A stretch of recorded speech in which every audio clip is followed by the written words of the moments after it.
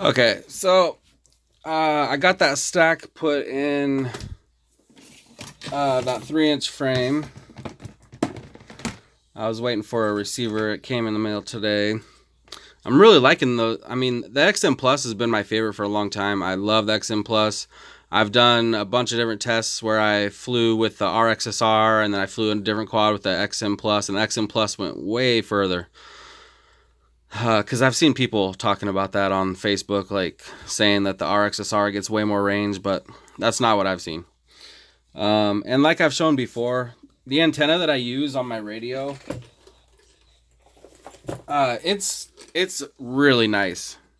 Here it is right here. It's the Diamond, the Video Aerial Systems Diamond, and it works really good. I mean, because I was using the stock antenna for a while, and before I bought that and switched it out, and I noticed right away a huge difference. So that antenna definitely plays a part in it. But yeah, and I love the XM Pluses now. They send them with. Let me pull this thing off. Well, you probably won't be able to tell, but they got thicker antennas on them now, which is really nice. They used to have those super thin, really long antennas, kind of like what the XM has. Or, you could probably still buy XM Plus at some places and still get the older version, but this newer version has the thicker antenna wires and they're really nice. So yeah, here it is, finished up.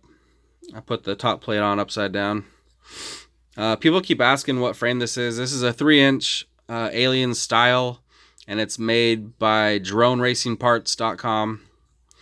They have 5-inch frames and 3-inch. I have the 5-inch and I think I have the 2-inch. It's not really a 2-inch though. It's more. I checked it with some props and it looks like a 2.5-inch prop will fit. But here it is right here. It's a lot smaller than this one for sure. I don't know why my phone like zooms in when I hit record. I don't know what I have it set to, but it zooms in too much. But yeah, you can see quite a big difference there. But this one, let me grab it. I got a 2.5-inch prop right here. You can see 2.5-inch fits. 2.5-inch fits just barely. Like I got it in the center of the hole right now, right there, and it's probably a millimeter of space from the standoff. So yeah, it's a pretty small 2.5-inch frame, which is cool. Let me grab one of the 5-inch ones.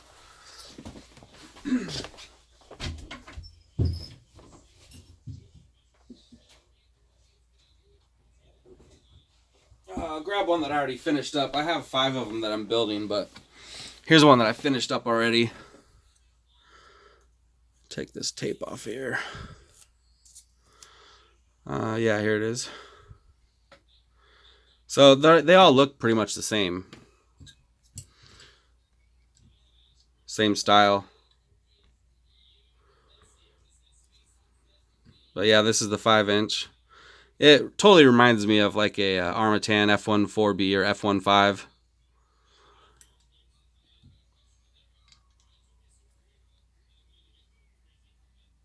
This one has some awesome LEDs on it. There's a thing, it's called a Chroma LED driver. And that's it right there on the top. You probably can't see it too well, but you can look it up. You Google it. It's called Chroma, CHROMA LED driver. And you run these programmable LEDs to it. And it's pretty cool. And it has a button on it, and you can just hold down the button and push it, and it changes all kinds of different stuff. Let me show you. I'll plug in a battery real quick.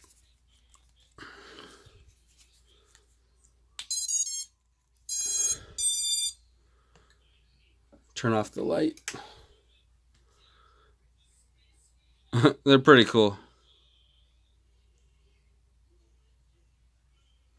That's just one of the settings. You can push the button on there and change it to make it do all kinds of different stuff and different colors and whatnot. But yeah, that's the 5-inch. So anyway, back to what I originally was doing this video for. This stack. It's the Diatone Fury F405 mini stack. The pads were super close to each other. You can see you can see it looks funny because they're so close to each other. Try to get close up. It's not that easy to solder those wires that close to each other. If you've been soldering for a long time like I have, then it's not a big deal.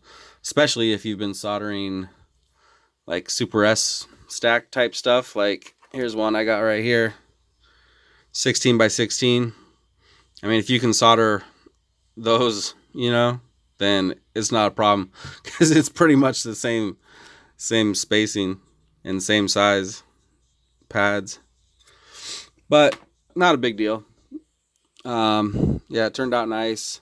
I just got done test hovering it. It flies just nice and smooth.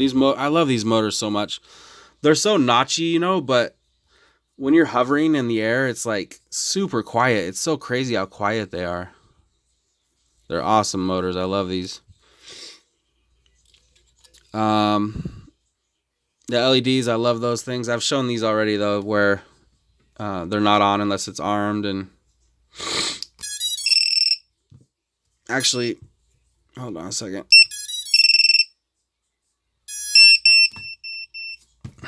I'm gonna show you a little hover, I guess. Welcome to OpenTX. Switch warning. Put this on here. Put this battery on. I'll be right back.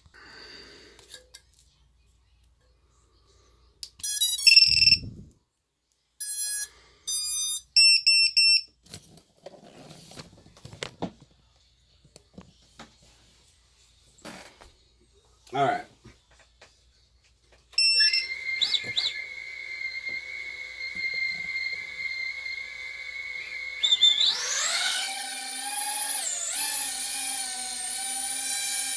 It's just so quiet and smooth.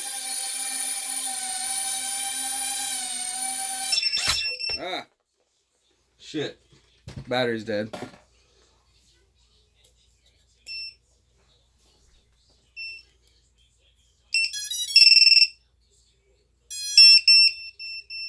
I hate that I have to plug it in and wait 4 seconds to turn that damn buzzer off.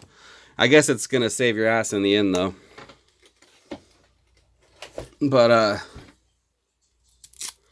yeah, that's the ViFly buzzer, kind of like the Hellgate one, but it's way bigger.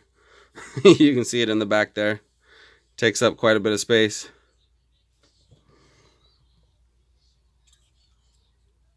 But yeah, you can hear how smooth this thing is. I mean, it's flying so nice. I only had one problem with this stack, and that was when I get it all put together. I noticed about 100 V's, the letter V, going across the entire screen of my goggles. And so obviously there was something wrong with the OSD font. So I was having trouble saving. When I had changed the font, it wouldn't save. So I finally figured something out when I Googled it. And if you plug in your battery and then connect to Betaflight and change your OSD font, it saves it. So that's a tip for you guys out there. If you ever run into that problem, just make sure you plug in your battery and then go into Betaflight and change your font in your OSD and it'll work. So other than that, yeah, it's on Betaflight 3.5.2. It's hovering just perfectly. It's ready to rock. So as soon as get some decent weather, probably tomorrow. I'll probably fly it tomorrow. So watch out for some DVR from it tomorrow sometime. I think that's all I got. I want to make sure that it was this battery being dead is why that happened. It was a brand new battery and I haven't even put it on the charger yet. 378, yeah, under load. It was probably too low. All right.